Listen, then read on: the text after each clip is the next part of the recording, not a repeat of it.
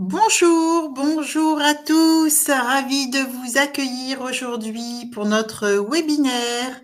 Je suis Corinne Dimanche, je suis la fondatrice du cabinet de conseil RH Plumenbiz et je suis très heureuse de vous retrouver en cette fin d'été. Je ne sais pas où vous êtes, mais chez moi, je suis dans le Var et il fait super gris. Écoutez, donc je suis très heureuse de vous accueillir pour notre webinaire sur un thème qui est fortement débattu actuellement, la productivité et la fidélisation des collaborateurs. De nos noces dans nos chaussures de RH. Je vous propose de démarrer sans plus tarder. Et je vais commencer par vous présenter rapidement notre cabinet de conseil. Pourquoi j'ai créé Plumenbiz? Eh bien, c'est pour permettre aux organisations d'améliorer la productivité et la fidélisation de leurs collaborateurs, ça tombe bien, en créant un univers professionnel plus équitable, épanouissant pour tous et surtout respectueux de chacun et de notre planète. Et l'ambition derrière tout ça, c'est de contribuer à repenser le monde du travail en faisant correspondre les besoins des dirigeants et les attentes des employés. C'est un vaste sujet et c'est pas très facile au quotidien. Alors nos clients sont très variés, ce sont en règle générale plutôt des PME d'une quinzaine de personnes à 300 ETP, des organisations tant privées que publiques, tout secteur d'activité confondu, essentiellement Paris, région parisienne, mais nous avons par exemple un client, la Sadrevel, à Tourcoing, pour ne citer que lui. Nous sommes également un organisme de formation certifié Calliope et je suis consultante BPI France. Nos prestations sont assez larges, donc de la productivité et fidélisation des collaborateurs jusqu'à la montée en compétences des managers, par exemple, donc aux formations. Mais nous travaillons également beaucoup sur la communication interne et la marque employeur. Et je ne vais pas vous en dire plus. Si ça vous intéresse, on pourra en débattre ultérieurement. Pour m'éclairer, je vais vous demander de mettre dans le chat eh bien votre métier, votre secteur d'activité, si vous avez des enjeux particuliers, en fait tout simplement pourquoi vous êtes inscrit à notre webinaire, tout simplement pour que je puisse mieux répondre à vos attentes. C'est extrêmement important pour moi, j'ai horreur du gâchis, donc pour moi c'est important que vous trouviez aujourd'hui les réponses à vos attentes. Et d'ailleurs, j'en profite pour vous dire que vous avez un bouton, un call to action pour planifier un rendez-vous avec moi. C'est gratuit, 1 heure pour vous éclairer sur vos questionnements, sur vos enjeux, éventuellement vous donner des idées si vous en avez besoin. Voilà, donc n'hésitez pas à prendre ce rendez-vous avec moi si vous le souhaitez. Je vous remercie donc de noter dans le chat pourquoi vous faites partie de nos participants aujourd'hui. Et donc, sans plus tarder, je démarre. Donc, commençons déjà par positionner les enjeux RH. Nous sommes face à un scope hyper large de savoir-faire et d'expertise, allant du recrutement à la maîtrise du turnover, que ça implique évidemment la fidélisation, mais aussi la motivation, l'engagement, la productivité, etc., le réglementaire. Et tous ces enjeux ou domaines RH sont très impactants dans des situations classiques quotidiennes que nous connaissons tous, mais leurs priorités ou leurs impacts peuvent être plus sensibles ou en tout cas être modifiés dans des situations particulières comme des fusions-acquisitions, des licenciements, des réflexions stratégiques de positionnement ou de repositionnement. Alors, les enjeux en chiffres. D'abord, il faut être conscient que le premier enjeu, c'est l'équipe. Et l'équipe, ça démarre par un bon recrutement. Hayes nous annonçait en 2024 que le coût d'un mauvais recrutement était de 45 000 € en moyenne. Cette année, en 2025, la Department of Labor, donc j'ai pris un chiffre international justement pour avoir en fait une résonance plus large. Donc cet organisme estime qu'un mauvais recrutement peut coûter jusqu'à 30% du salaire annuel du salarié. Rien de nouveau, ce sont les chiffres également qui étaient annoncés les années précédentes. Et ça, depuis à peu près 2017. D'autres sources, en chiffres, nous disent que ce coût peut être entre 25 000 et 50 000 dollars selon le rôle et l'entreprise. Évidemment, quand on est commercial, le coût peut être plus important. Quand on est cadre dirigeant, évidemment, ces coûts peuvent être beaucoup plus importants. Néanmoins, c'est vraiment un coût qui n'est pas négligeable. Le deuxième enjeu, c'est la fidélisation des employés, parce que cette satanée fidélisation contribue, on va le voir plus tard, à la maîtrise des coûts et à la productivité. Qui dit fidélisation dit bien sûr bien-être. 88% des employés estiment que l'employeur a une responsabilité dans leur bien-être. On s'en doute. Toutefois, seulement 59% jugent leur programme de bien-être comme efficace. C'est un peu dommage parce qu'on en perd quand même quelques-uns en route. Enfin, pour ne citer que ces trois enjeux, l'engagement des employés contribue également et de manière assez évidente à la performance. À l'échelle mondiale, seuls 23% des employés se disent engagés, tandis que 62% avouent être désengagés. C'est Prime East qui dit ça, qui a fait une étude en fait pour nous sortir ces chiffres. Et en Europe, le taux d'engagement est d'environ de 13%, tandis qu'en France, il chute à seulement 7%. Je suis certaine que vous avez tous lu ces chiffres assez alarmants dans les études qui sont parues à peu près au printemps. Il n'y a pas eu d'autres chiffres depuis le printemps. Là, ce sont vraiment les derniers chiffres que je vous partage. La présentation sera disponible, sera partagée en fait à la fin du téléchargeable, à la fin du webinaire. Donc vous l'aurez si vous le souhaitez. Et vous avez d'ailleurs d'autres éléments, d'autres documents aussi qui sont téléchargeables. Alors, l'enjeu numéro 1 de l'entreprise, de toute organisation, reste et demeure sa rentabilité. Donc là, j'en reviens aux fondamentaux de l'entreprise. L'enjeu numéro 1, c'est sa rentabilité. On ne peut pas se concentrer sur autre chose si l'entreprise n'est pas à l'équilibre budgétaire.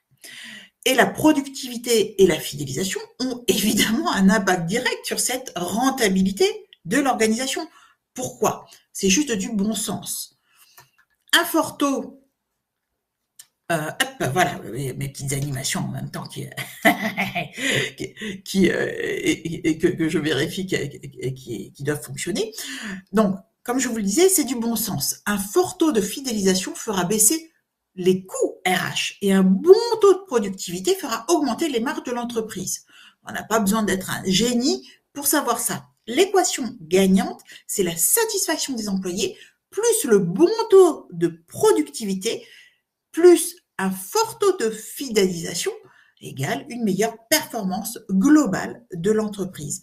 Cerise sur le gâteau, qu'il ne faut pas négliger, les clients auront une bonne image de l'entreprise. Je vais vous expliquer pourquoi. Mais avant cela, on va faire un petit sondage. Alors, j'active mon petit sondage. Selon vous, quel est l'impact d'une bonne expérience collaborateur sur la rentabilité de l'entreprise? Donc, vous avez un petit call to action, un petit bouton là pour les sondages et je vous propose de répondre. On ne va pas y rester non plus 2 heures. Alors, moi, je ne vois pas qui répond quoi.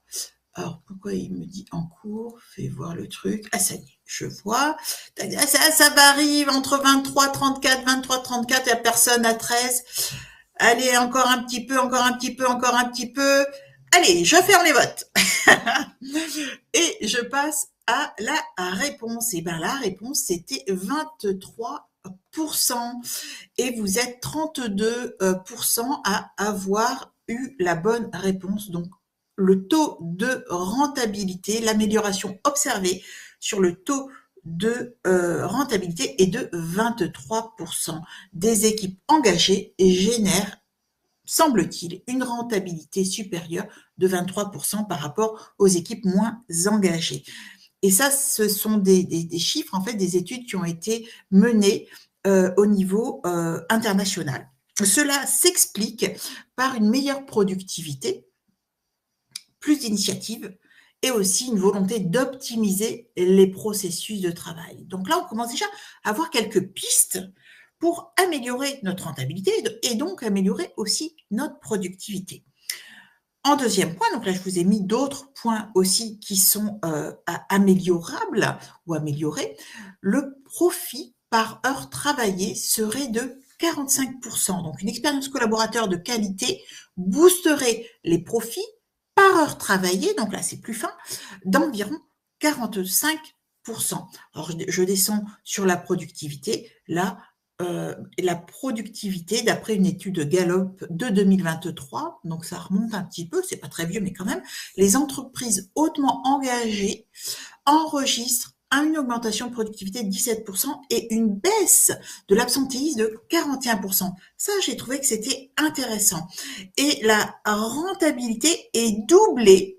Ça, c'est assez aussi, ça interpelle. Une stratégie centrée sur l'expérience collaborateur peut permettre à l'entreprise d'afficher une rentabilité doublée comparée à des organisations moins engagées. Donc, c'est dommage. Autant ne pas se priver de bons résultats quand on peut. Hein. Investir dans l'expérience collaborateur, c'est avoir un impact positif sur la fidélisation, sans doute, la croissance et finalement la rentabilité. Et aussi, je vous le disais tout à l'heure, l'expérience client. Alors, pour comprendre les enjeux en fait de l'offre RH, nous avons fait une petite enquête auprès de nos clients, de gens aussi de clients d'entrepreneurs qu'on ne connaissait pas et de pas mal de collaborateurs. Donc, on a interrogé 50 entrepreneurs, 50 dirigeants et à peu près 100 collaborateurs, un petit peu plus de 100 collaborateurs. Et donc, quand on leur a posé la question, que se passe-t-il quand l'offre RH ne correspond pas à la demande, l'offre RH d'une entreprise? Donc, c'est la stratégie RH. L'offre RH, c'est tout ce que l'on va proposer aux collaborateurs, tout ce que l'on va avoir mis en place pour le collaborateur, mais aussi pour le bien de l'entreprise. Qu'est-ce qui se passe? Eh bien, les collaborateurs nous ont répondu en grande majorité, évidemment, on n'est pas satisfait. Ouais, on s'en doute. Hein. Le stress est également augmenté. Ça, c'est plus problématique. Et puis, quelles sont les conséquences? Eh bien, le salarié va être infidèle. Il va regarder ce qui se passe ailleurs. Il va commencer à aller regarder les sites d'emploi. Il va se mettre plus facilement en absent, etc., etc. Puis il va être moins impliqué. Puis finalement, au final, voilà, il va peut-être être plus ronchon, moins agréable, moins travailler en équipe. Tout ça, ça amène à des attitudes finalement pas top. Et puis qui vont nous mettre encore des clous dans les chaussures quand on est RH. Les problèmes pour l'entreprise, ça va être un manque de productivité des équipes. C'est évident, hein, c'est de cause à effet. Un taux de fidélisation qui va être insuffisant, qui va amener plus de coûts. Et puis, ça risque d'amener aussi à un manque de salariés. Parce que s'ils s'en vont, le temps de recruter, ça va être compliqué de fournir le travail qu'il faut aux clients. Et puis, une image qui va se dégrader peu à peu vis-à-vis des clients. Les conséquences, sans doute, donc du coup, perte de chiffre d'affaires, des coûts RH supérieurs, etc., etc., etc. Tout ça, ça va évidemment jouer sur la rentabilité de l'entreprise. Alors là, ce que je vous ai dit là, c'est uniquement du bon sens. On avait à la limite pas besoin de faire cette petite étude, mais on voulait conforter nos impressions, notre ressenti. Alors, comment mettre en place une bonne offre RH pour fidéliser ces pépites et ceux qui sont moins pépites? Eh bien, une offre RH à la hauteur des attentes des collaborateurs, au-delà du réglementaire. C'est ça qu'il faut mettre en place. Il faut répondre aux besoins des collaborateurs et aux besoins de l'entreprise. Dans les besoins de l'entreprise, il y a le réglementaire, mais il n'y a pas que le réglementaire. Hein. L'entreprise, pour bien marcher, il faut qu'elle ait des processus qui soient clairs, qui soient compris de tous. par exemple. Donc, on peut s'appuyer pour cela sur les bonnes pratiques, que l'on connaît presque tous, mais on n'est jamais à l'abri que cela ne colle pas avec les attentes des salariés et des candidats. On n'est pas devin. Enfin, en tout cas, moi, je ne suis pas devin. Donc, déjà, il faut comprendre et répondre aux attentes des employés. Il faut, je vous ai listé là un petit peu ce qu'est une bonne offre RH. Il faut mettre en place une stratégie RH cohérente avec les attentes, etc., mais également et surtout cohérente avec l'entreprise, son secteur d'activité, sa vision, son ambition, et qu'elle soit robuste. Il faut être attentif, il faut que cette offre RH soit attentive à la qualité de vie au travail. Il faut utiliser la communication interne de manière efficace. J'insiste sur ce mot efficace, on va en parler tout à l'heure. Et il faut s'appuyer sur une marque employeur forte. Mais la marque employeur, d'abord, ce n'est pas la communication interne et ça se travaille. Je vais vous expliquer également comment ça se travaille. Alors, l'importance de l'offre RH, c'est pas simple. On ne peut pas faire de copier-coller parce que ça ne fonctionne pas. Dans certains secteurs d'activité, vous avez des particularités qui ne sont pas les mêmes dans d'autres secteurs d'activité. Je vais prendre le tourisme. Voilà, on est à la fin de l'été, j'en profite. Tourisme, village de vacances, pour pouvoir travailler n'importe quand, n'importe où dans le monde, faire des saisons, découvrir de nouvelles régions, offrir du rêve, tout ça finalement, le métier du tourisme, ça reflète quelque chose de passionnant. Mais, ok, ça peut être passionnant, mais comme par hasard, chaque saison, à chaque printemps, il est très, pour l'hiver, pour le ski, il est très très difficile de recruter du personnel saisonnier. Donc, chaque année, la créativité dans ce secteur d'activité, pour les villages vacances ou les campings, peu importe, l'hôtellerie, etc., l'activité fait appel à la créativité des équipes RH et des dirigeants. Et là, en fait, on voit de plus en plus de packages innovants, attractifs, qui se voient proposer au personnel. Par exemple, outre le logement, certains proposent plus de flexibilité horaire. Ben oui, on peut le faire. Ça demande un petit peu d'huile de coude, mais on peut proposer plus de flexibilité horaire. On peut également proposer de bénéficier des aménagements sportifs, loisirs ou peu importe. Certains vont même jusqu'à offrir des séjours de vacances dans leur établissement après la période haute saison. Et donc, finalement, pour chaque secteur d'activité, vous devez faire appel à votre créativité, aux bonnes pratiques, observer vos concurrents et dire mais qu'est-ce qui correspond à ce que moi je veux mettre en place et qu'est-ce que je peux mettre en place. Si vous proposez du matériel de vélo, ce ne sera pas les mêmes offres RH qu'une agence de communication ou qu'une ESN ou quelqu'un dans l'agroalimentaire. Donc là, vraiment, sur ce qui est noté dans la slide, tout ça, c'est excessivement important. Pensez toujours à la politique de rémunération, qui est différente en fonction des secteurs d'activité. Aux avantages sociaux, vous avez les mêmes, mais vous en avez des différents. Et puis, vous pouvez mettre en place, en effet, des politiques de vacances, des politiques parentales, etc. Le télétravail ne s'applique pas à tous les secteurs d'activité. Vous êtes un magasin, un hôtel, le télétravail, ça marche pas. En tout cas, ça marche pas pour toutes les populations qui font partie de votre personnel. Passons maintenant aux 7 facteurs de motivation au travail. Là, vous avez vraiment les bases finalement de votre motivation, de la motivation de tout un chacun. Donc, vous avez 7 facteurs à reprendre, à travailler, à garder en tête. La responsabilisation et l'autonomie dans le travail, la reconnaissance et la valorisation, les conditions de travail, agréables tant que faire se peut, évidemment, le respect de l'équilibre pro-perso qui est quelque chose d'incontournable à l'heure actuelle. Même, j'ai lu dernièrement des études au Japon où on se dit les gens sont vraiment hyper pro-entreprise. Mais n'oubliez pas que même au Japon, on voit des initiatives. Là, je vous en parlerai tout à l'heure dans les études de cas, mais c'est Microsoft Japan qui a mis en place, en test, les 4 jours, la semaine de 4 jours. Et ça a amené un effet positif majeur dans la productivité, dans l'engagement des collaborateurs qui étaient déjà engagés. Et ça, c'était vraiment cette tentative, ce test, on va dire, de la semaine de 4 jours au Japon, chez Microsoft, ça a été vraiment pour mettre en place, en fait, pour répondre à un besoin équilibre vie pro, vie perso.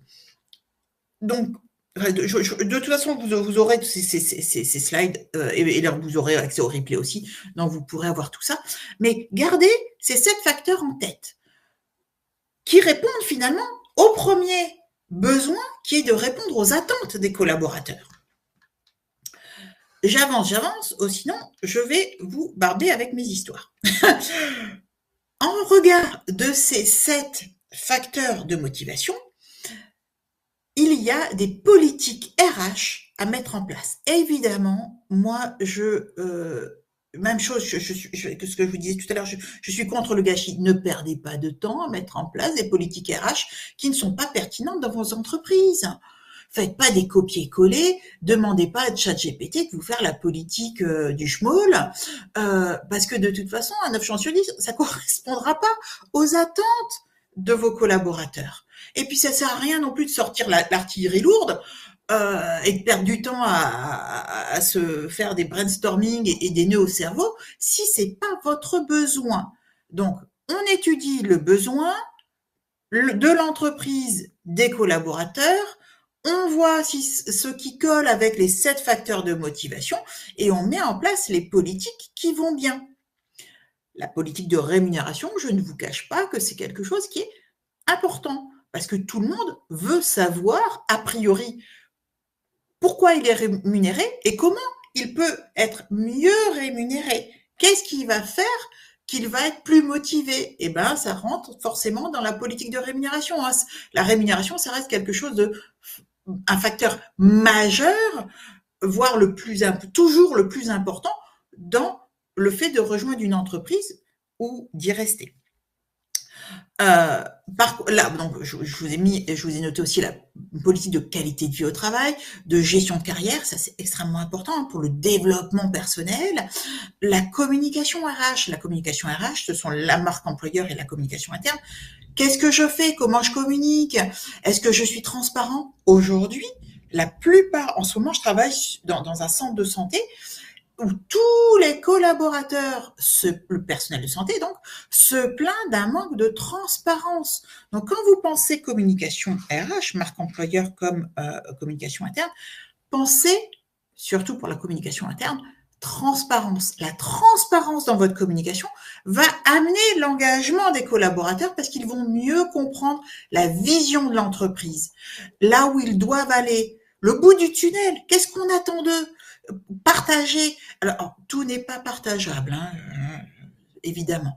Mais soyez dans la communication le plus ouvert possible. On en parlera plus tard également sur la communication interne. Donc, ces 4 politiques, pour moi, ce sont un petit peu les fondements de votre stratégie RH. J'avance, évidemment. Tout ça repose sur un levier de base. Avant de penser aux attentes des collaborateurs, etc., encore faut-il avoir les bons collaborateurs. C'est pas un gros mot, les bons collaborateurs. C'est juste qu'il faut que l'équipe démarre par les bonnes personnes aux bonnes places. Et c'est pas évident. Mais pour cela, il faut déjà avoir recruté les bons collaborateurs. Et donc, dès le recrutement, il faut se poser les bonnes questions. Quand je parle de bons collaborateurs, ce sont ceux qui matchent avec vos besoins spécifiques, vos attentes particulières, votre culture, votre vision. Si dès le départ, le candidat, il rentre pas dans ces 4 besoins, attentes, culture, vision, ben vous aurez des problèmes. À terme, court, moyen ou long terme, vous aurez des problèmes avec le collaborateur. Je sais très bien qu'il est compliqué de recruter à l'heure actuelle et que donc parfois, ben, on fait au mieux avec ce qu'on a. Je sais, je sais, je sais. En attendant, si vous gardez en tête, est-ce qu'il match avec mes besoins, avec mes attentes, avec ma culture, avec ma vision, ce sera plus simple à gérer pour la suite. Alors, pour cela, pour recruter les bons collaborateurs, parce que c'est bien de vous dire il faut faire ça, mais comment je le fais? Eh bien, déjà, il faut que votre processus de recrutement soit clair, pas trop long, ni trop compliqué. Les processus de recrutement où vous avez 6, 8, 12 entretiens, oh, c'est la mort, c'est la mort. Et puis en plus de ça, c'est rédhibitoire pour les candidats. Et en fait, on le voit très très vite. Si on est un peu honnête avec soi-même, on voit très vite si le candidat, il répond aux besoins, aux attentes, à la culture, à la vision. 3 ou 4 entretiens, c'est largement suffisant pour se faire une idée. Si, au bout de 3 ou 4 entretiens, le candidat, eh ben, on n'est toujours pas sûr, c'est que le problème, il vient d'ailleurs. Peut-être que votre besoin ou vos attentes sont pas assez claires. Donc, peut-être que le manager, peut-être entre vous en tant que dirigeant, enfin, vous en tant que personne, dirigeant, RH, manager, peu importe. Peut-être que vous n'avez pas assez clarifié, assez nettoyé pour être clair dans votre fiche de poste, dans votre besoin de recrutement. Alors parfois, il y a d'autres aléas, hein, les aléas de la vie quotidienne d'une entreprise. Hein. On pense recruter un comptable et puis en fait, on a quelqu'un aux finances qui s'en va. On se dit, bah tiens, je vais peut-être faire un tout en un. Ça marche pas non plus. Définissez vos priorités. Définissez clairement ce qu'on attend. Le mouton à 5 pattes, ça marche pas à terme, ça marche pas. Définissez vraiment les valeurs que vous voulez que ce poste comble. Donc, le processus de recrutement. Il doit être clair, pas trop compliqué, ni trop long. Il faut aussi être exemplaire, au sens où si de nombreux collaborateurs sortent volontairement ou pas, d'ailleurs, parce que l'entreprise n'offre pas un cadre de travail optimal et ou je ne sais quoi, eh ben, il sera beaucoup plus difficile de trouver de bons candidats. Je pense à une fintech en pleine hypercroissance qui avait une très très très mauvaise notation sur Glassdoor pour des retards de paiement de salaire, des promesses non tenues, des insultes proférées, enfin des trucs un peu chauds. Et c'était dénoncé sur Glassdoor. Évidemment, les gens qui sont pas contents sont ravis d'aller partager leur mauvaise expérience. Si ça s'arrête sur Glassdoor, c'est bien. Résultat, cette fintech, donc c'est une société, hein, ingénierie dans les finances, a été au pied du mur. Il n'arrivait absolument pas à recruter des profils pertinents, que ce soit en compta, en finance ou RH, dans les fonctions support. Donc non seulement il n'arrivait pas à recruter d'ingénieurs, mais ça rejaillissait également sur les fonctions support. Donc déjà, essayons d'être le plus exemplaire possible. Tout le monde, du dirigeant, c'est pas faites ce que je dis, faites pas ce que je fais, c'est faites ce que je fais et faites ce que je dis, en tout cas ce que j'essaye de m'appliquer. Même chose, là encore, c'est pas facile. Rien n'est facile dans la vie de toute façon, en tout cas à mon sens. Le deuxième levier, c'est de promouvoir l'implication des collaborateurs, notamment au travers de la QVCT. C'est assez facile. Alors qu'est-ce que nous dit l'ANACT sur la QVCT? Eh ben, l'ANACT la définit comme les actions qui permettent de concilier à la fois l'amélioration des conditions de travail et la performance globale. Moi, j'adore cette définition parce qu'elle est vraiment dans une logique de performance d'entreprise et de bien-être des collaborateurs. Il ne faut pas perdre de vue que les collaborateurs impliqués sont plus susceptibles de dépasser vos attentes et ainsi de contribuer à la réussite de l'entreprise. Rappelez-vous les chiffres tout à l'heure. Il faut donc créer subtilement le débat, des échanges bidirectionnels, pas seulement avec les élus ou pas seulement la direction vers les collaborateurs, pas seulement avec les élus quand il y en a évidemment. Il faut permettre aux collaborateurs de participer à la prise de décision quand c'est possible. En tout cas, créer des situations où ils peuvent participer à des prises de décision. Ça peut vraiment les aider à se sentir plus engagés, plus valorisés, et ça peut vous donner plein d'idées de dingue auxquelles vous n'aurez pas forcément pensé parce que vous êtes la tête dans le guidon avec vos occupations de tous les côtés, vos problématiques tous azimuts. Il faut savoir reconnaître et récompenser les contributions. Je ne parle pas d'argent, je parle de reconnaître, dire merci. J'ai eu un PDG qui n'arrivait absolument pas à dire merci. Et donc, moi, je lui ai dit, mais à plusieurs reprises, qu'est-ce qui te légitime à gronder les collaborateurs, pour dire ça correctement? Qu'est-ce qui te légitime à dire que tu n'es pas content si tu n'es pas apte à dire que tu es content? Bah finalement, t'as pas plus de crédit quand tu dis que t'es pas content. Si tu dis que t'es content, là, on saura que tu sais faire la différence. Et donc, on a travaillé. C'est pas moi qui l'ai coaché, moi je ne suis pas coach. Donc, il a été coaché par un partenaire pour changer sa posture et apprécier finalement ce changement de posture parce qu'il a constaté sur le terrain un changement d'attitude de la part de ses collaborateurs. C'est extrêmement important de savoir dire merci au-delà de récompenser.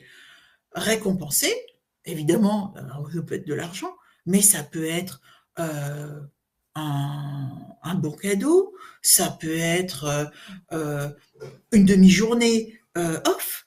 Les Anglais, ils utilisent les duvets comme les duvets, là, les couvertures. Ça peut être vachement sympa aussi. D'offrir d'autres possibilités de récompense. Demander aux collaborateurs ce qu'ils aimeraient avoir comme récompense. Ma foi, pourquoi pas? On peut pas deviner ce qu'ils aimeraient après tout. Moi, j'ai eu un collaborateur qui m'avait dit qu'il aimerait avoir, et j'en avais plusieurs, c'était une boîte d'ingénieurs, des jeux, c'était il y a une dizaine d'années, des jeux, vous savez, Nintendo, machin, tout ça. Et lui, en fait, il voulait des bons cadeaux pour pouvoir s'acheter des jeux. Il y en avait d'autres, c'était faire des team building comment ça s'appelle, d'escape game. Ils adoraient ça. Ils trouvaient ça un peu cher de le faire tout ça. Vous aurez des idées, mais à pleuvoir. Alors, ce qu'il faut aussi, c'est promouvoir une communication ouverte et un feedback régulier. Le feedback régulier, c'est sacro-saint, ce truc-là. Feedback régulier, c'est le manager vers le collaborateur, certes, mais c'est surtout et aussi le feedback du collaborateur vers le manager. Et puis surtout avoir des actions derrière. Hein, c'est pas laisser mourir, des feedbacks puis on laisse mourir le truc. Non, on essaye d'avoir des actions derrière. Enfin, il faut offrir des opportunités de développement à tous, pas uniquement à une certaine population, ce que je peux constater trop souvent malheureusement, mais vraiment à tous, faire savoir qu'il est possible de progresser de multiples façons au sein de la structure. Ça, c'est le troisième levier. Le développement, donc, personnel et la gestion de carrière. Qui dit développement personnel dit aussi évidemment gestion de carrière. Les parcours professionnels ne sont plus linéaires et l'équilibre pro-perso, on l'a vu, est devenu un angle majeur d'attractivité. Il s'agit donc de mettre en place un savant équilibre entre le pro et le perso qui va insuffler une plus grande productivité. En dehors des outils que j'appelle techniques, type les fiches métiers, les cartographies de compétences, les entretiens, etc., vous pouvez prendre des sujets particuliers et les travailler. L'un de nos clients, une entreprise dans la tech, dans le secteur hôtelier, a fait de la parentalité un sujet à part entière. C'est un exemple. Autre idée, le mentorat. Un autre client, lui, il a beaucoup de personnel d'Amérique du Sud. Donc, il a mis un point d'honneur à travailler le télétravail de l'étranger. Attention avec ça, hein. Attention au juridique derrière. Moi, j'étais pas pour du tout d'accepter le télétravail de l'étranger. surtout d'Amérique, enfin de pays en dehors de l'Europe. Ça a été son choix. Donc tout ça, ça se borde. Attention à ce que vous faites avec le télétravail, surtout aujourd'hui avec les pays en guerre. C'est parce que je pense à un client que je vous en parle. On constate souvent que les clients partent tous azimuts sur ces sujets. Bah oui, hein, c'est super excitant, c'est super satisfaisant. Mais du coup, rien n'aboutit vraiment et tout le monde est frustré. Alors, pour ne pas partir nez au vent, nous recommandons à nos clients un certain formalisme structurant qui va permettre le développement personnel et la gestion de carrière. Je n'ai pas parlé, vous l'avez compris, du plan de formation, qui est un outil technique. Néanmoins, le plan de formation, c'est vraiment quelque chose d'absolument crucial dans votre gestion du personnel, dans votre gestion de la montée en compétences, dans votre organisation même de l'entreprise. Et tout ça, ça se réfléchit. D'ailleurs, j'en profite pour vous dire que vos OPCO peuvent parfois vous accompagner sur toutes ces réflexions, tout comme il y a un dispositif qui s'appelle le dispositif PCRH, qui est mi-OPCO, mi-DRIETS, qui permet de sortir du cadre purement OPCO et qui vous permet parfois d'avoir dans certains cas en tout cas, d'obtenir des aides pour réfléchir à toutes ces stratégies RH, à tous vos besoins. Aparté. Le quatrième levier, c'est la communication RH dont je vous ai déjà parlé. La communication interne. Alors déjà, évidemment, hein, pour que la mayonnaise prenne, encore faut-il bien communiquer, on s'en doute, et cela de façon suffisamment transparente et sincère, je vous l'ai déjà dit. Alors la communication interne, c'est un élément clé de la fidélisation. Savoir communiquer ne s'invente pas, et il ne faut pas confondre, je vous l'ai déjà dit, com interne et marque employeur. Les objectifs sont différents, comme les supports et les messages. La communication interne, ça va promouvoir, en tout cas, ça va s'appuyer sur la transparence, ça va encourager la communication bidirectionnelle dont on parlait précédemment.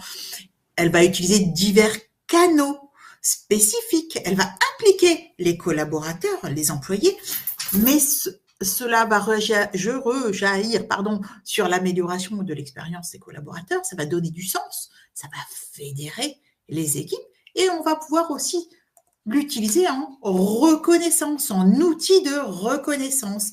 La marque employeur s'adresse tant à l'interne qu'à l'externe. Une marque employeur forte, c'est une image d'entreprise positive qui reflète ses valeurs, sa culture, ses habitudes réelles, ses avantages et ses opportunités. La proposition de valeur doit être claire, simple et originale. On ne peut pas faire du greenwashing ou des copier-coller de la boîte concurrente ou du voisin quand on est en coworking. Ça ne marche pas. Vos employés doivent être vos ambassadeurs. Ils doivent y croire. Ils doivent aider à attirer de nouveaux talents. Donc, on doit mettre des politiques en place. Ils doivent donc porter cette marque employeur et donc forcément y croire, sinon et y adhérer, sinon ils ne le porteront pas. Donc, si l'entreprise valorise l'innovation, il faut le dire. Si vous avez de bonnes possibilités de développement professionnel, j'en sais rien, mobilité, je ne sais quoi, il faut le dire. Si vous êtes sur un secteur hyper porteur, il faut le dire, etc., etc., etc. Un plan de communication marque employeur doit être mis en place en utilisant les différents canaux de résonance de la marque employeur. Vous devez noter aussi les différents messages que vous souhaitez adresser, utiliser différentes tonalités pour atteindre votre audience et surtout une audience très large. N'oubliez pas que vos clients vont être aussi touchés par votre marque employeur, même si votre ultime but, c'est d'attirer de nouveaux talents, ou en tout cas des talents. Alors, pour finir, je vais je vais revenir après sur vos questions. Pour finir, je vais vous donner quelques cas qui me semblent, en tout cas à moi, inspirants. Donc, je vous ai déjà parlé de Microsoft Japan, hein, avec leur semaine de télétravail de 4 jours. Ils ont quand même vu plus de 40% de productivité. Donc, le taux de productivité a augmenté de 40%. Et la conséquence de ça, comme il n'y avait plus que 4 jours finalement, où l'organisation a été modifiée, il y a une baisse de la consommation énergétique qui a été mesurée à moins 23%. Donc non seulement ils ont eu plus de productivité interne, mais également une meilleure rentabilité ou une meilleure une réduction des coûts en matière de consommation énergétique. C'est quand même pas mal, quoi. Si on est 5 ou 4 ou 10, ben, peut-être que ça n'a pas d'effet, mais si on est 50, 100, voire beaucoup plus, les moins 23% de consommation énergétique, ils peuvent être quand même sacrément intéressants. Alors, je vais vous parler de LDLC. C'est un spécialiste du high-tech qui a instauré une semaine de 32 heures, donc de 4 jours, 4 jours officiels, enfin, suivant le nombre d'heures officielles, pour tous les collaborateurs, y compris les cadres en forfait jour, sans diminution de salaire. Qu'est-ce qu'ils ont observé quand ils ont mesuré évidemment les résultats de l'expérience? C'est souvent en fait les 4 jours là, c'est souvent en fait des expérimentations qui amènent à une reconduction ou pas. Et chez LDLC, en fait, ils ont constaté une augmentation du chiffre d'affaires, une baisse des accidents de travail, mais aussi une baisse du coût de l'absentéisme et une amélioration du bien-être au travail. Tout ça, ça a été mesuré factuellement par des chiffres. Et donc, c'est assez intéressant. Donc ça, cause à effet, évidemment, sans jamais oublier, vous mettez en place un projet, communiquez, communiquez, communiquez, expliquez pourquoi, qu'est-ce que vous en attendez, quel est le rôle de chacun, c'est super, super important. Si vous ne communiquez pas, si vous balancez le truc, ça je l'ai vu aussi régulièrement chez des clients, on balance le truc, ouais, on va tester ça, mais on n'explique pas pourquoi, bah, du coup personne n'adhère et chou blanc, ça marche pas. Chez Mazars, Mazars c'est quand même un gros cabinet, hein. Enfin c'est pas quand même, c'est un gros cabinet. Eux, en fait, ils proposent aux salariés qui ont plus de 5 ans d'ancienneté un congé qu'ils appellent le Mazars Break ou Break de 3 mois à demi-salaire, avec une garantie de retour au même poste. Les personnes qui en ont profité, qui en ont bénéficié, on a noté, en tout cas chez ces personnes-là, une amélioration de la motivation et un sentiment de reconnaissance accru. N'oubliez pas que dans ces métiers, on demande une telle pression, enfin les collaborateurs ont une telle pression, on leur demande un tel engagement qu'en fait ils sont usés. Leur proposer ça, finalement, ça leur permettait de souffler tout en ne se sentant pas perdus. Donc c'est une initiative stratégique pour fidéliser au lieu de perdre les talents. Sodexo, bah, tout le monde connaît aussi Sodexo. Eux, en fait, pour renforcer l'attractivité et la fidélisation, ils ont installé dans certains sièges des hospitality officers, donc des responsables ou un personnel, une personne en charge de plusieurs activités, notamment tout ce qui est conciergerie et services internes. Moi, j'ai vécu ça chez Doca Post aussi. Et c'est vrai que finalement, c'est un vrai service rendu aux collaborateurs. Ça leur permet d'améliorer la qualité de vie au travail, d'augmenter l'engagement, notamment des employés en présentiel. Alors, c'est pas faisable partout. Néanmoins, même quand on est petit, on peut, petit, j'entends, j'en sais rien, 10, 15 personnes, on peut essayer de bénéficier de services qui permettent de faire ça, des services, vous savez, les CSE centralisés, ou vous avez des sociétés qui proposent ce genre de services externalisés pour des petites structures. À 50, c'est pas facile non plus de dédier quelqu'un pour faire ça. Michelin, eux, expérimentent depuis plusieurs années en fait un modèle d'organisation où les salariés disposent de plus d'autonomie et de polyvalence. Donc là, on est vraiment dans un milieu Michelin. Hein, vous avez à la fois des super cadres et vous avez aussi du personnel ouvrier. Hein, donc, mais pour tout le monde, on va proposer plus d'autonomie et de polyvalence, gérant à la fois la production et des responsabilités qualité ou sécurité. Tout le monde ne veut pas en bénéficier, mais pour ceux que ça peut intéresser, ça va permettre d'entrer dans un développement de carrière, dans un développement des connaissances, des compétences personnelles. Conclusion, il y a une meilleure flexibilité, ça sollicite aussi, ça amène à la mobilité, ça responsabilise les équipes et les personnes, mais il y a quand même un curseur, il faut surveiller la charge mentale. Donc, j'arrive à la fin du webinaire. N'hésitez pas à prendre rendez-vous si vous voulez aller plus loin, si vous avez des choses un petit peu particulières à partager ou que vous voudriez faire avancer. Donc, il y a un rendez-vous qui est proposé, qui est gratuit.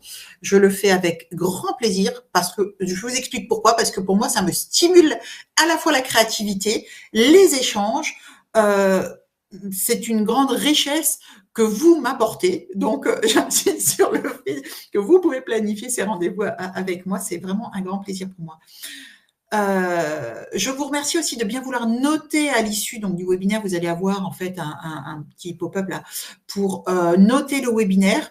Ma prestation également, c'est hyper important pour moi. Ça me permet de progresser, de faire progresser également nos webinaires. Mettez-moi vos commentaires. C'est toujours utile. Si vous avez des problématiques, des envies aussi que l'on aborde, que j'aborde certains sujets particuliers, que ce soit tout seul ou avec des partenaires, faites-le moi savoir. Je vous l'ai dit, je suis pas devin, donc je peux pas savoir, je peux pas me mettre à votre place, donc n'hésitez pas à partager ça. J'ai mis à votre disposition en téléchargement un livre blanc sur réinventer le travail, faites grandir vos talents, booster vos résultats. Et donc, bien sûr, vous aurez comment ça s'appelle, la présentation en téléchargement à l'issue du webinaire. Vous recevrez aussi donc l'email de Webikeo. Nos prochains webinaires, je peux déjà vous donner rendez-vous le 11 septembre avec une personne que j'adore, Hélène Brossier-Martiquet. Nous allons aborder le sujet des team building, oui, mais utile. On fait trop souvent, on dépense trop de sous pour des team building qui sont certes ultra sympas, mais qui sont pas forcément utiles dans la stratégie d'entreprise.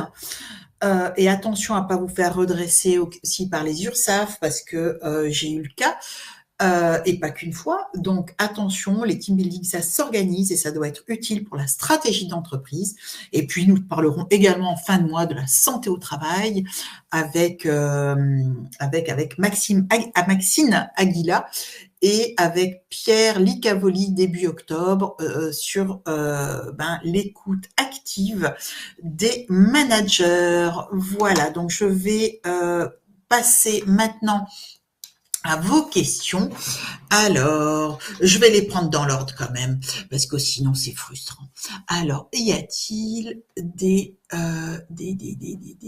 questions je forme mes collaborateurs, finalisation des collaborateurs, unité, excusez-moi, en même temps je m'auto-parle. ADRH, question de motivation d'application. Alors, là, je vois, vous êtes dans des structures et dans des entreprises très, très différentes, avec des rôles très différents. La fidélisation, la motivation, l'engagement, le turnover, tout ça, c'est toujours les mêmes sujets. J'ai balayé des pistes, donc les 4 leviers que j'ai balayés là doivent impérativement vous servir. En tout cas, j'espère qu'ils vous serviront pour tout ça.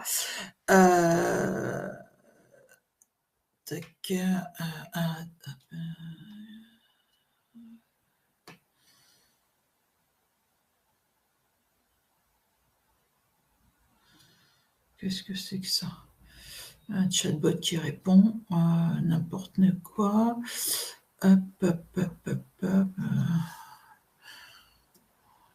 Comment reconnaître et récompenser les autrement que financièrement? Ça, je vous en ai souhaité, je vous en ai partagé aussi, hein, Virginie, ne serait-ce que dire merci ou ce que je vous disais, donc les jeux vidéo, mais ça c'était il y a 10 ans. Aujourd'hui, je pense qu'il y a d'autres cas. Mais vous savez, les chèques, lire ou autre chose, c'est c'est toujours bien en fait de vous y pencher. Puis en plus ça amène des réductions, des réductions. Attention au taux, en tout cas que vous ne pouvez pas dépasser fiscalement. Tout ce qui est aussi participation à l'entreprise, ça c'est quelque chose d'intéressant. Ça c'est quelque chose d'intéressant. Il y a des obligations légales. On a un livre blanc là-dessus. Il y a des obligations légales, mais pas que. Donc vous pouvez élargir ou investiguer sur aussi tout ce qui est récompense au travers de l'intéressement. Moi, j'ai un client avec qui au départ, il voulait travailler sur la politique de rémunération et finalement, en fait, on en est arrivé à faire une grille de rémunération intégrant de l'intéressement ou des primes. Mais tout ça, ça a été partagé avec les collaborateurs et donc, du coup, c'est devenu vraiment un facteur de motivation. Alors, évidemment, on parle d'argent, mais vous avez en dehors de l'argent proprement dit, vous avez l'intéressement qui reste de l'argent aussi, et vous avez d'autres facteurs aussi qui peuvent être intéressants à explorer. Alors pour les OPCO, en fait, pour Méline qui posait la question, en fait, ce que je disais, c'est que dans les OPCO peuvent proposer plusieurs dispositifs. Vous avez des dispositifs que eux-mêmes appellent les dispositifs PCRH, mais ce sont des dispositifs d'accompagnement des PME. Donc, en règle générale, il faut être moins de 50, mais après, il y a un autre dispositif pour les plus de 50 et moins de 300, je crois. En tout cas, c'est la plupart des OPCO qui proposent ça. En fait, ce sont des prestations de conseil RH qui répondent à des problématiques particulières. Je vous en ai parlé parce qu'en fait, à l'heure actuelle, je réponds à un appel d'offres de l'OPCO mobilité, mais j'ai répondu à des clients sur l'OPCO 2i. Atlas a aussi l'OPCO Atlas a aussi des prestations comme ça, et Acto aussi. Enfin, tous en fait, ils ont des prestations d'accompagnement RH. Et mais là, on vous impose le prestataire, ou en tout cas une série de prestataires qui ont été référencés. Et sinon, vous avez un autre dispositif de prestation de conseil RH au niveau de la DRETS et des OPCO. Donc, c'est 50%, c'est un financement 50% par la DRETS et 50% par l'OPCO. Et là, ce sont en fait, en règle générale, des entreprises de plus de 50 collaborateurs. Mais moi, j'ai utilisé ce dispositif pour des entreprises de moins de 50, une de 14 et une de 27 collaborateurs. Donc, vous avez cet autre financement qui est aussi possible. Et vous pensez aussi à BPI France, qui est partout en France, et qui peut vous proposer des aides, des accompagnements. Donc, renseignez-vous aussi auprès de BPI France, qui peut vous accompagner. Ce dont je vous parlais là sur la politique de rémunération et les grilles, et ça a été beaucoup plus loin, ça a été jusqu'aux entretiens annuels, etc., etc. Eux, ils proposent aussi cet accompagnement-là. Et ça, en fait, moi, je l'ai découvert aussi en étant référencée consultante BPI France. Et donc ça, c'est partout, partout, partout. Donc, si vous avez besoin de financement, cherchez les financements, il y en a.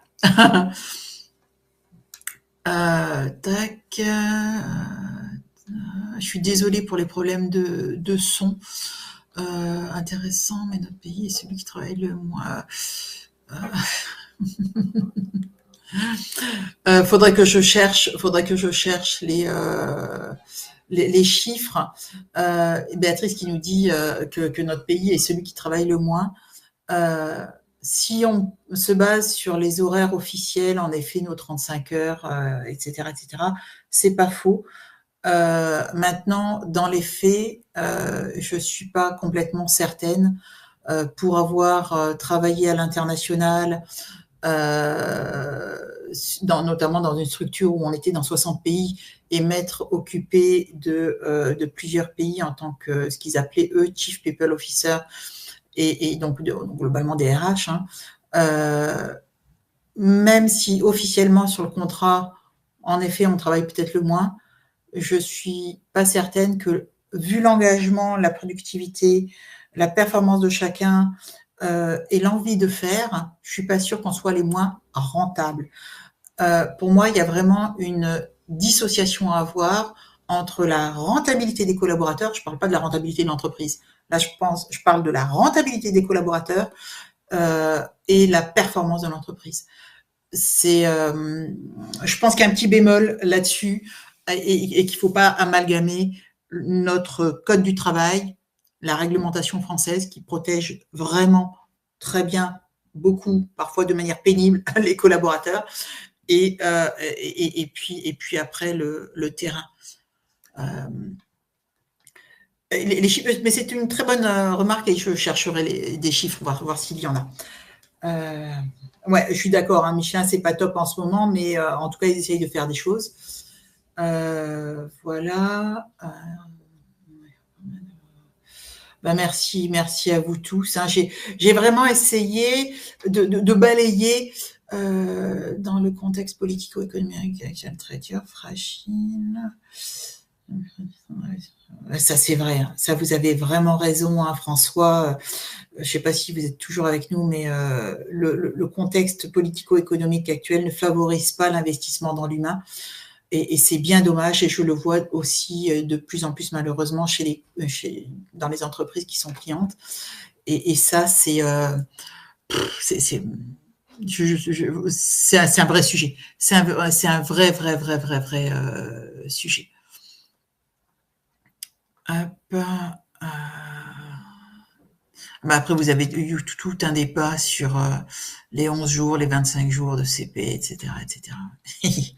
Voilà. Hop, j'essaye de voir si à la fin il y avait d'autres questions. Ben non, écoutez, je vois pas d'autres questions. Je suis super contente, je suis super fière de moi d'avoir terminé le webinaire dans les temps. Vous avez même plus de temps pour aller manger. Profitez, en tout cas, vraiment, je vous souhaite un bel après-midi, une belle journée, une bonne fin de semaine. Pour ceux qui reviennent de vacances, on est plein d'énergie, plein de choses positives pour la rentrée. Je vous souhaite le meilleur pour la suite, et puis j'espère aussi vous revoir très bientôt. Merci à vous tous. À bientôt. Au revoir.